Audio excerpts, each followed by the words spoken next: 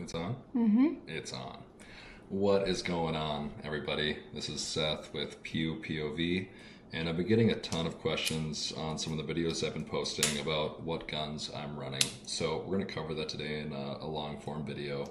It's the first one. Critique the shit out of me. Let me know how bad it sucks and all that good stuff. So what we'll cover first is the pistol that I've been shooting. This is an Atlas Erebus, a V1. This is one of the first guns that they produce of this model. It's like serial number sub 20. So it's phenomenal. You know, it's probably a $6,800 pistol now, and I got it for quite a bit less than that. Quite a bit, or I could never afford it. It's got an integrated comp built into the barrel. It's just threaded on. That being said, this pistol would put you into open, or open for 3-gun, or open for USPSA or competition for PCSL. And then it's got a 507 comp on top. I like this optic a lot. Never had an issue with it. It's got a bunch of different reticles, so like shooting clays out of the air. It's been helpful with that. But that being said, it's hollow sun. So I'll probably make the switch over to Vortex Defender XL, and I'll probably end up doing like a 5 MOA. I've been growing a bigger and bigger fan of the larger dots out there. And the trigger on this, it's phenomenal. So there's hardly any reset. There's not much take up. So the splits on this are really, really fast. And the return to zero I mean, there's not another pistol out there that I've shot that's as good as this. The first owner did get it Cerakoted in black multicam. The pistol looks great, but they also Cerakoted the grip. And when you Cerakote a gun, you have to remove the original finish. So the DLC got stripped, ruined some of the tolerances, ruined some of the texture on the grip, and that's why I have like this 3M, basically a silicone carbide stick-on adhesive grip attached to it. So I know, super expensive pistol, why would you ruin it? I'm not, I'm making it functional.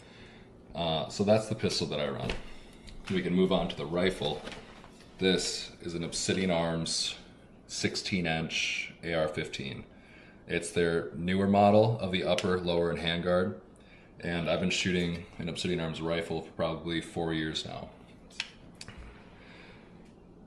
So this rifle has a ballistic advantage 16-inch fluted barrel, super light.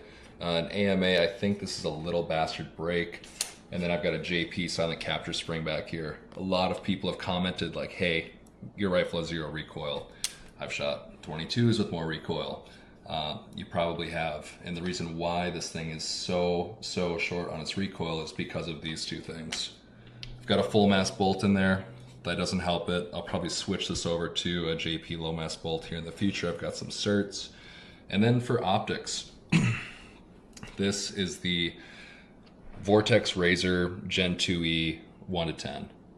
It's phenomenal. And so some of the matches that we shoot, we'll go out to 600-700 yards. The amount of utility that this offers and how small and minimalistic the reticle is at 1 power, it covers all the bases. Then that is mounted to a ADM 193 mount, and the offset is an Arisaka 193 mount with a Trijicon SRO. This thing is wrecked. I haven't had a ton of issues with the SRO, but where the battery goes in, the connecting piece that connects the battery to the optic snapped in half. It's just floating in there. So I have to torque this down like a mother. Outside of that, small things. Magpul extended mag release here. This is Irradiant Talon safety. I've got this backwards because I don't like to drag the safety up to turn it like a lot of people do. I've never ND'd. I don't plan on it. And so when I move in and out of position, all I have to do is go from being on the gun to flipping it forward. So that's why I like that. And then a Geisley Maritime bolt catch. Radian Raptor charging handle and Magpul DT stock. For a grip, I've got the Emissary small grip. The texture is super aggressive. And so it fits my hand perfectly.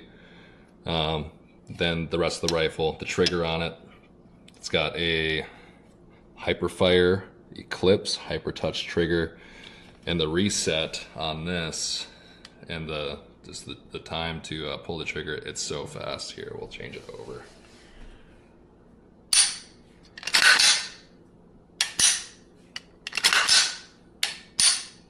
So the splits you can get with this thing are unreal.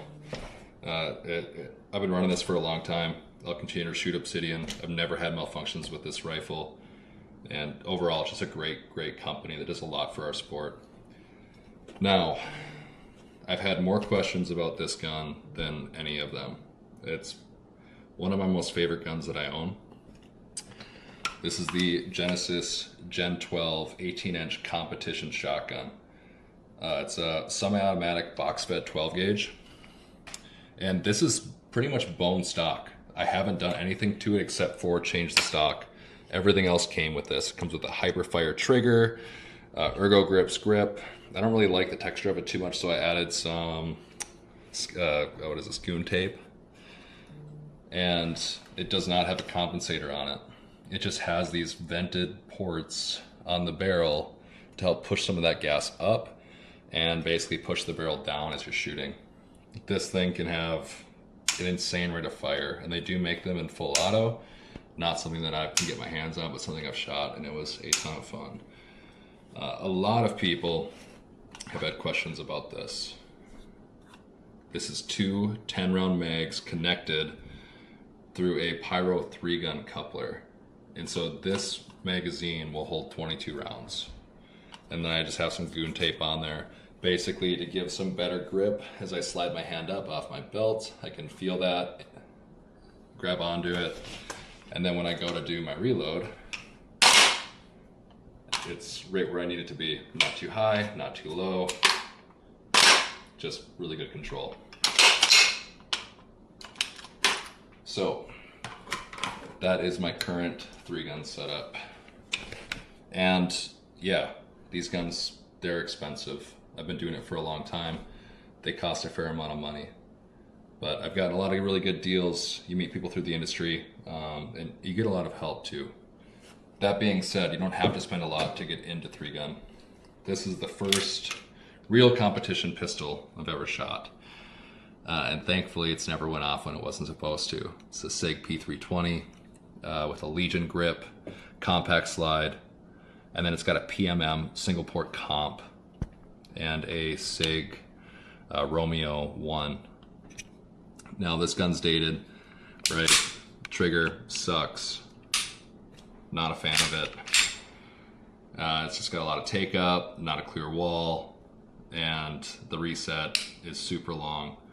It's a lot of fun to shoot, but honestly, just with the current rep that SIG has, I don't even really want to sell it, so it's probably just going to sit in my safe for quite a long time. And this is my first competition AR. It's an 18-inch Obsidian Arms rifle. I think this is a Hyperfire Hyper Touch, Luth AR stock, B5 grip that I'm not a fan of, and an 18-inch Luth bull barrel with a little bastard compensator. And so this optic here, something I wanted to touch on.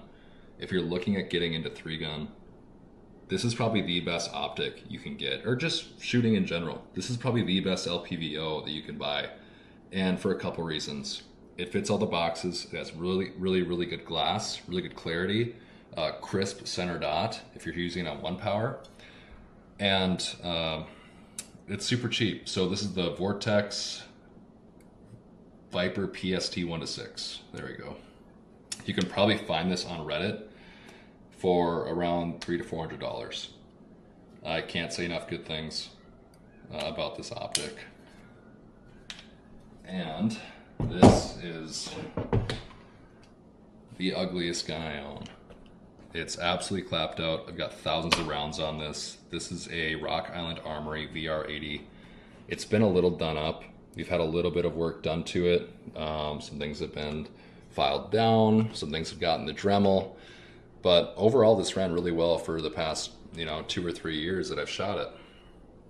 That being said, I mean, it is truly clapped out. I've got duct tape for charging handles. They basically just flew off during a match. We had duct tape nearby, couldn't find the charging handles, and so that's how we did it up, and I haven't changed it since. It runs.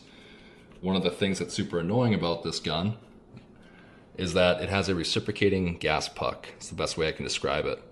So basically, as that reciprocates, excess gas gets expelled out, and I had this bacon wrap on here on top of tape because that gas was coming out of the side of the handguard, and it was giving these really, really bad blisters on my hand after a day of shooting. So this worked for a bit until it didn't. Basically, that gas just ripped it right in half. So that being said, eventually this thing stopped running. It's one of the comments I get a lot too is, it's crazy, you have a box-fed shotgun that runs. Well, I did for a long time with this too, until it didn't. It cost me a lot of time at a major match last year, and at that point, it was time to move on and get something else. That's where I landed with this big, beautiful shotgun. So, long story short, you don't need a ton of money to get into 3-gun. You don't need a ton of money to be competitive. You just need shit that works. So this has just been, a long time of acquiring stuff, selling other stuff to get to this point. But those are the guns I run. So if you have questions about it, anything like that, feel free to comment down below. The other thing I wanted to touch on too is people have been commenting, you don't treat your guns very nice. You're super hard on them. I can't believe you threw that super nice rifle into a dump barrel. That's what these are for, okay? You spend a lot of money, you get really good warranties. Like this is from a dump barrel, just getting tossed in there. The optic is fine. It works just fine. If I wanted to, I could send this to Vortex and get a brand new one within a week because that's the warranty that they offer. And so these aren't safe queens. These are made to be beat to hell, and they are there to perform a job. So don't be afraid to bully your guns. Don't baby them. That's not what they're for. They're tools. And so, like I said, if you guys have questions, holla at me. Till the next video. Peace.